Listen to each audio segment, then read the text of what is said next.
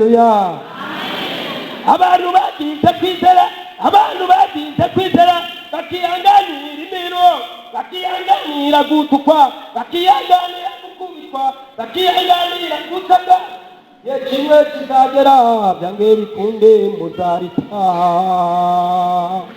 Mumvugire ngo amen. Yesu nashimwe. Yesu nashimwe. Buhamya rero buhoro buvuga nihuta. Ndi umwe muri iki gihugu bakubise inkoni 150 ku kibuga. Ngize kubwira umukapiteni ngo ni umusambanyi. Ndemera ndazikubitwa ndababara, ariko data twese aratabara. Umere Imana icyubahiro. Ndumwe abatengezi bafashe barangije banyicaza mu nozi aho bita mu kiguri, inozi zindi minota 15 banjyana mu bitaro marama amezi 3, ariko data twese arabyemera kandi nkabanyiri urukundo bababare.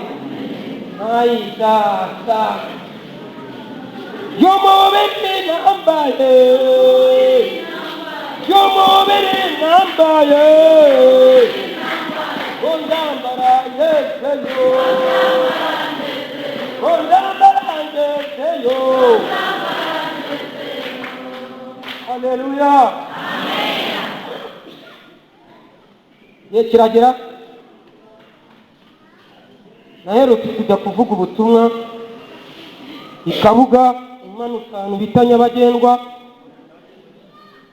urusengero rw'ahantu bita Kwisumo. Maze kubwiriza umuntu yafashe amajwi yanjye kuri telefone, ahita telefona ngo uyu mugabo ngo ntabwo tumusobanukiwe neza waje kuvuga ubutumwa ngaha. Mu kandi kanya nari ndi kumwe n'umukapiteni witwa Mwanafunzi, agiye kubona abona abasirikari baraje. Ati umugabo wamukuye he? Bari kubaza mwari. Ati ngiro komandasi. Mu kutelefona basanga iwacu ni kurishi. Kapiteni abarabakanuriye. Ati ahubwo mwebwe muturutse he? Baba baramubwiye. Ubwo ngo byari bigenze bite? Abantu bari bohereje amakuru. Nawe nushaka ufata amajwi, ariko mfite data wa twese umvugire. Mumvugire kwa amen. Ndanje na n'uwo mukapiteni Mwanafunzi atuye Kabuga. Tunyura mu kigo cya polisi ku Kacyiru, agezemo hagati atireka nkwereke. Avutura haleluya nyinshi cyane. Abapolisi bati uwo ni wa musazi w'umusirikari witwa Mwanafunzi.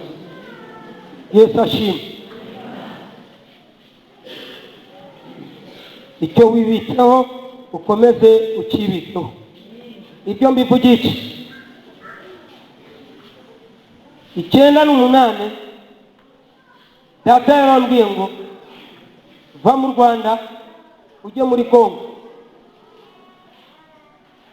ukurikira abacengezi ubabwire ngo mwishe abantu benshi mu Rwanda, ariko mukomeje kwica n'abandi mu gihugu cya Kongo. Numva ari ubutumwa bugoye cyane, kandi abacengezi ni interahamwe muri rusange. Bari abantu babicanyi bateye ubwoba. Ndavuga nindi babwira barahita banyica. Barangije bagiye nanjye ndabakurikira.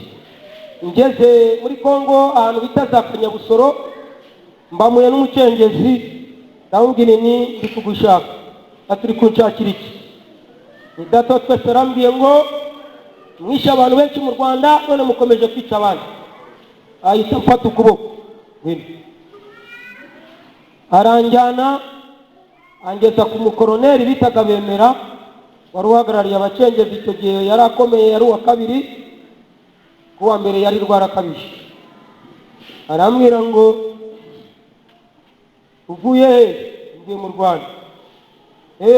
Uri Inyenzi Inkotanyi? Oya, ntabwo ndi Inyenzi Inkotanyi, ngewe ndi umunyeshuri, ariko data bantumyeho. Akubwiye ngo iki? Arambwiye ngo mwishe abantu benshi mu Rwanda, none mukomeje kwica abandi. Ahita mfata amereza abasirikari be bamboha amaboko banshira umugozi w'ikamba muno, barangije bafata n'ukuguru bazirika ku giti. Mu kandi kanya haza umusiriyotona witwa Gasesero, arangije atari kuririmba, aravuga ngo ko bakuziritse, mvuye mu gihugu cy'u Rwanda ntanze ubutumwa none baranziritse, ngwino. Ajya ku mukoronera ati uyu muntu mwe muretse kumwica, tumanze dusenge turebe niba koko ari data twese umutuma. Tujya mu cyumba tujya gusenga, tumaze gusenga data aratubwira ngo uyu munsi hari abantu mbereka muri paradiso. Turangije dusubira inyuma. Mu gusubira inyuma ngiye kubona bagenda bankatisha, mu kwibona nsanga ahantu bacukuye imva. Uwo mukoronera hari arambwira ngo ngaho senga ya nyuma. Akimara kuvuga ngo ni senga ya nyuma, gusenga kuba kukeya, umusirikare abejuru ankubita umugeri, ndagendana no muri yamva bari bacukuye, ndagenda ngwamo. Imana yo kabyara abatelefoni wari umukuriye witwa Rwarakabije, aramubwira ngo ya nyenzi inkotanyi twarangiye kwikanira ikikwiye, twayigejeje mu mwobo, hasigaye isegonda yanyu. Igisirikari rero ni igisirikari. Rwarakabije arababwira ati mwe muretse kumwica ndacyamukeneyeho amakuru, muvugire ngo amen. Bahita ubwo umusirikari umwe atari yankubita umugeri, umwe yari yakwiye icyuma kiri ku mbunda akinkubita mu mutwe, umutwe gurasandara, ndavirirana, kuvuga ngo amaraso menshi navuye yasigaye muri iyo mva, ariko buno ndiho. Nageze kwa Rwarakabije rero, Rwarakabije ati Imana ikubwiye ngo iki? Mubwira ko Imana yambwiye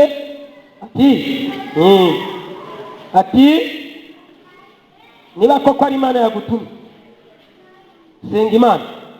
Ejo mu gitondo tugiye gutera ivensi iri ahantu bita Imurimbi, mu bice bya za Rucuru na za Katare muri Kongo, abagezeyo barahazi.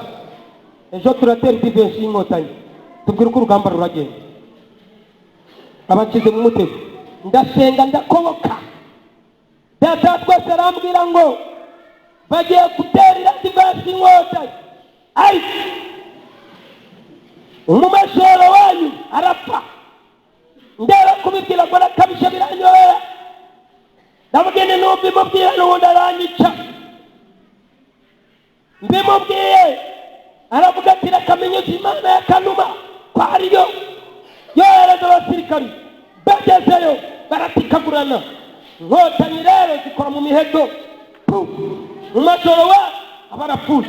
Amaze gupfa Rwarakabije ahita telefone aba bantu bati wa mugabo waturutse mu Rwanda umunetse kumwica, ibyo yavuze byasohoye. Ubwo uwo muntu bamaze kumwica, Rwarakabije ahita avuga ati akira amadolari 100 nurangiza usubire mu Rwanda. Imana ishimwe cyane.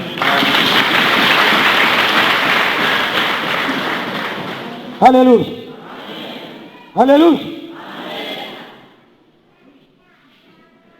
Ikigeragezo rero, iyi paruwasi ya Cyoma Imana yayibahaye muyikeneye, mugendere ku basezerano kandi mwongere ibihe byo gusenga, kuko Satani yakajije umurego. Nifuje ko nahagurutsa mwarimu na mwarimu wundi tugasoma amagambo ya Data wa twese. Uradusomera amagambo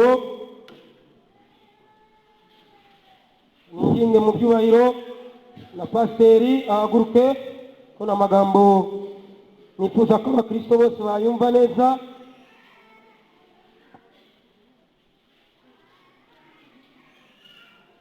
Dusomera amagambo yanditse mu Bami ba Kabiri ibice 19 umurongo wa 20. Dusomera amagambo yanditse muri Ngoma ya mbere ibice 5 umurongo wa 20. Pasiteri dusomera amagambo yanditse muri Yesaya ibice 14 umurongo wa 24 kugeza ku 27.